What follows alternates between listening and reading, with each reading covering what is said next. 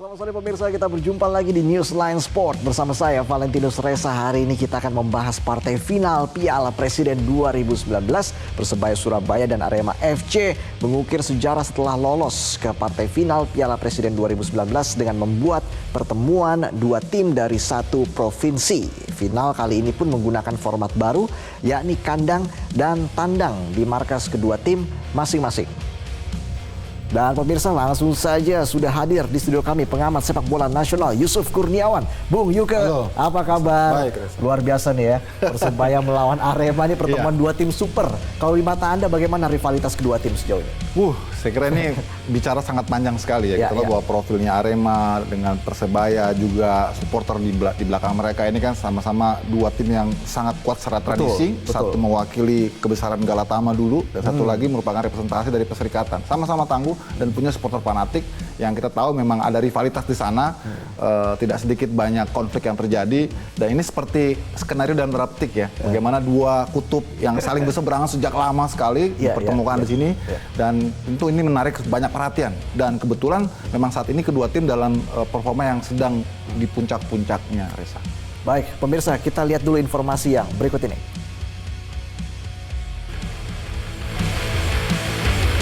Dua tim terbaik Piala Presiden, Persebaya dan Arema FC akan berduel di final 2019. Arema memukul Kalteng Putra dengan agregat 6-0 di semifinal, sementara Persebaya meraih tiket ke final dengan menyingkirkan sesama tim Jawa Timur, Madura United, dengan agregat 4-2 di fase yang sama. Sehingga untuk pertama kalinya sejak 2015, final kali ini mempertemukan dua tim dari provinsi yang sama. Derby Jatim ini nantinya juga akan dipertandingkan dalam format kandang dan tandang.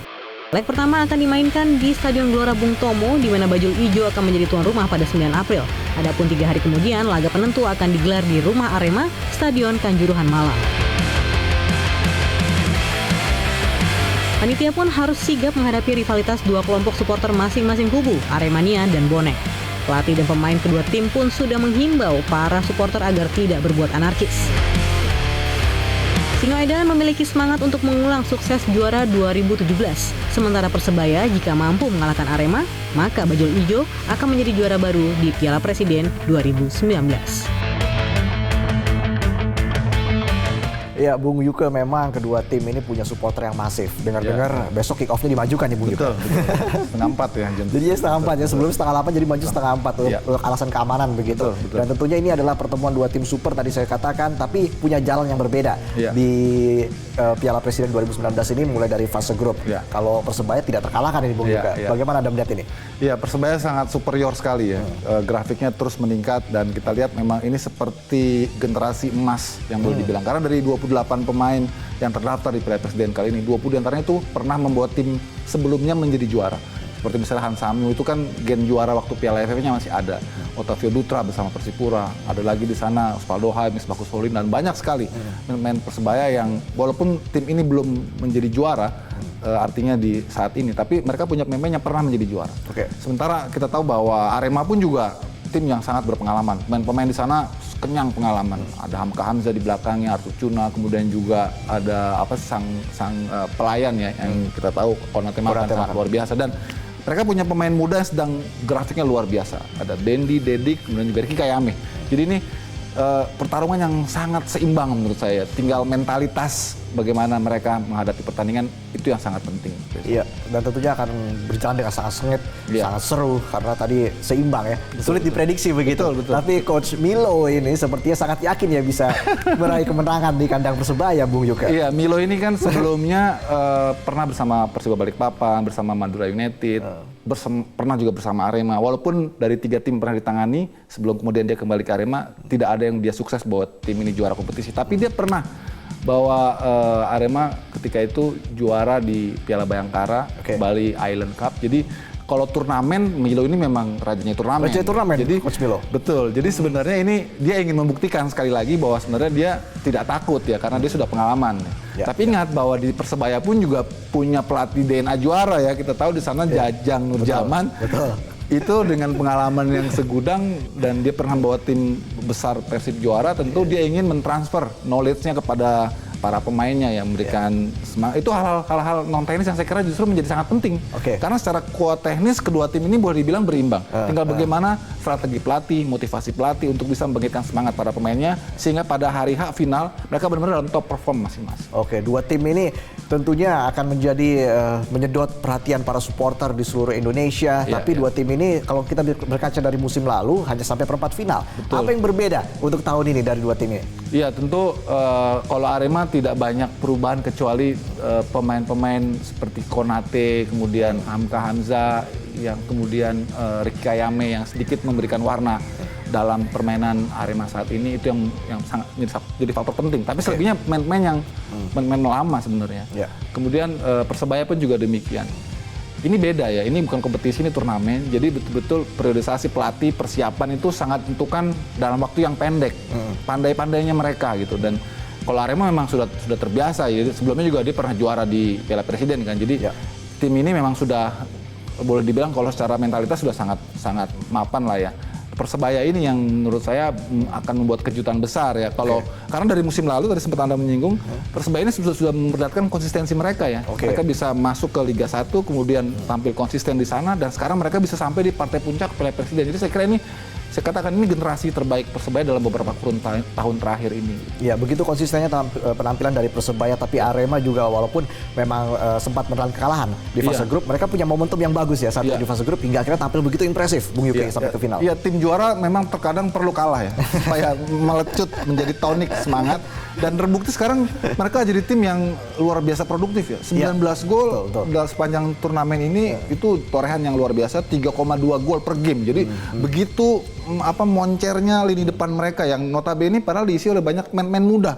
Ini kan sebuah promosi yang luar biasa ya untuk Arema. Sebaliknya Persebaya baru, walaupun mereka konsisten sepanjang turnamen ini, tapi dari jumlah rasio golnya mereka hanya masukkan 13 dan kemasukan 7. Jadi ada PR juga di sana soal keseimbangan tim yang perlu harus diwaspadai oleh Janur. Dari 5 pertemuan terakhir ini Persebaya atau Arema, maksud saya Arema ini 3 kali mengemas kemenangan begitu. Artinya bagaimana itu juga membuat seorang pelatih Coach Milo itu begitu yakin bahwa kali ini mereka bisa menang lagi. Tapi ini bermain di Gelora Bung Tomo, luar biasa, supporter di sana luar biasa, begitu fanatiknya dengan Persebaya tentunya. Ini kan Persebaya, bagaimana Anda melihat ini? Iya, saya kira ini benar-benar kulminasi ya dari harapan supporter Persebaya, bonek mania. Saya juga melihat Stadion Bung Tomo begitu full house, agak merinding juga ya. Bagaimana lawan di sana yang datang melihat luar biasa. Jadi saya kira ini memang ujian mental yang sangat besar ya buat Arema ya. Saya kira Persebaya akan mengambil keuntungan ya dengan mereka begitu confident saat ini, dan sekarang bermain sebagai tuan rumah pertama. Tentu mereka akan berusaha semaksimal mungkin untuk bisa mengambil kemenangan di leg pertama ini. Apakah artinya Persebaya akan bermain lebih terbuka nanti, Bung Yoga? Iya, saya kira ya mereka punya Jalilov, Balde yang sudah mengakumulasi 9 gol.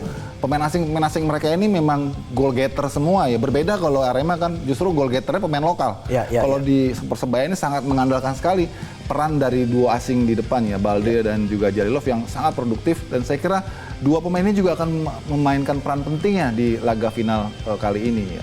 Ya, dan juga tentunya Arema ini punya trio maut ini ibaratnya, Dedik, Dendi dan juga Ricky Kayame. Luar biasa bagaimana mereka mencari chemistry-nya sepanjang Piala Presiden ini, dan akhirnya menjadi salah satu trio yang memang luar biasa penampilannya. Yang perlu di-highlight sebenarnya Ricky Kayame ya. Ricky Kayame ini musim lalu sempat di Persebaya, dan karena dia kurang mendapatkan menit bermain, dia terus pindah ke Arema, dan di Arema dia sebelumnya juga datangnya sebagai pemain pengganti. Sebelumnya tidak ada dalam skemanya Milo. Begitu dia masuk sebagai super sub, dia bikin gol terus, dia jadi inti terus. Dan dia buktikan, dia katakan bahwa saya ini anak gunung. Jadi dia memang dilatih untuk survival. Jadi saat dia tidak dapatkan tempatnya di Persebaya, dia pindah ke Arema, dan dia mendapatkan momentum untuk menunjukkan kemampuan terbaiknya, dia tunjukkan. Karena dia ingat dikatakan bahwa saya ingin gen Papua tetap ada di Arema. Zaman Miki Tata dulu ya, dan beberapa pemain yang lain menginspirasi dia, dan sekarang dia menjadi salah satu andalan yang paling diharapkan oleh Milo untuk bisa membuat perbedaan di pertandingan. Ini menutup namanya striker asing Robert Lima ya. Iya. Sudah tidak kelihatan lagi di sana. Iya, dan tentunya kalau kita berkaca kepada Persebaya diasuh oleh Jajang Nurjaman dengan skema 4-3-3, kita lihat bagaimana chemistry dari Lilo dan juga striker Amido Balde ini begitu impresif. semakin padu, semakin chemistry-nya terlihat di sana, Bung Yuke. Betul sekali ya. Kalau dengan formasi ini memang kelihatan sekali bahwa Persebaya akan bermain ofensif. 4-3-3 memang filosofinya adalah terbuka. Dan Irfan Jaya yang kita masih tunggu nih, magis Irfan Jaya dulu sekarang belum terlihat di Persebaya. Semoga dia bisa tampil lebih baik kali ini. Kalau Amilu dan Manu memang ini sudah patron terbaik yang akan diturunkan oleh Pelatih Jajang. Dan lapangan tengah tadi dikatakan oleh Reza memang ini menjadi sangat fokus ya. Artinya bagaimana supply ke depan, kemudian filter di belakang, itu semua diawali dari lapangan tengah. Misbakus, kemudian Alwi, Selamat, dan Damian di sejauh ini juga terlihat bahwa peran mereka ini sangat vital sekali dalam mengangkat prestasi Persebaya sejauh ini. Dengan mengandalkan seorang Makan Konate di kubu Arema, ini akan menjadi kekurangan apa kelebihan? Karena kan artinya sudah bisa terbaca lah setidaknya oleh para pemain Persebaya ini bahwa Makan Konate memang rajanya lini tengah Arema begitu. Betul. Rajanya Asis bahkan. Rajanya Asis ya. Ini satu dari sedikit pemain asing playmaker, bertiga playmaker yang punya visi luar biasa ya. Di samping mungkin yang sekarang di Indonesia ada juga Jarahan ya di Madura. Ini sangat sedikit, jadi sangat unik dan Arema menurut saya beruntung punya pemain playmaker sekelas Makan Konate. Dia bisa mengubah situasi deadlock dengan kemampuan inteleknya ataupun juga kemampuan membaca permainannya, visinya. Itu yang bisa bola-bola kejutnya, bola-bola diagonalnya. Itu yang membuat magis tersendiri sehingga Arema selalu punya solusi saat mereka menghadapi lawan yang misalnya ultra defensif karena Konate bisa mampu menyihir permainan itu menjadi sesuatu yang berbeda buat Arema. Menarik juga kita membahas seorang Hanif Syahbandi, ini pemain serba bisa di lini bertahan Arema. Ini akan menjadi kendala bagi striker-striker Persebaya untuk merusak gawangnya begitu kan. Jadi artinya memang Hanif Syahbandi ini adalah salah satu pemain penting di lini belakang, bisa menjadi sebagai gelandang bertahan. Bahkan bek tengah juga pernah ditempatkan oleh pelatih Milo begitu. Iya, saya kira memang ini keuntungan lain juga dari Arema. Milo punya sosok Hanif yang terbilang pemain serba bisa. Sedikit pemain lokal kita yang punya beberapa posisi berbeda yang sama baik kualitasnya saat dia bermain. Seperti juga Gavin misalnya bisa bermain sebagai striker bahkan, kemudian gelandang, bisa jadi fullback. Hanif pun juga memiliki karakter itu.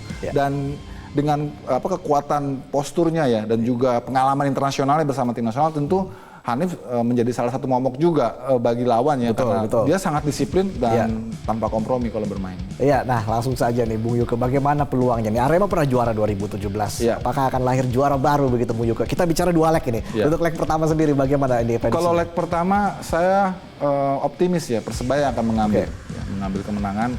Kalau skor relatif lah ya, bagaimana strategi pelatih. Karena ini kan sistem home away ya. Saya kira Persebaya akan menang, kemudian begitu di leg kedua Arema yang akan menang. Jadi akhirnya nanti akan selisih gol yang menentuin. Ini yang agregatnya yang akan menentukan. Karena kedua tim ini sama-sama kuat ya kalau bermain di kandang dan mereka punya potensi untuk memang mengambil kemenangan di kandang masing-masing dan mereka sangat superior di sana. Jadi tinggal bagaimana pelatih terutama Persebaya besok semaksimal mungkin bisa dapat margin gol besar sehingga tugasnya di leg kedua sedikit agak ringan. Sekarang tinggal mental saja. Kalau teknik seimbang. Sama. Baik, terima kasih sekali lagi Yusuf Kurniawan, Bung Yuke sudah hadir di Newsline Sport. Kita berjumpa lagi di lain kesempatan.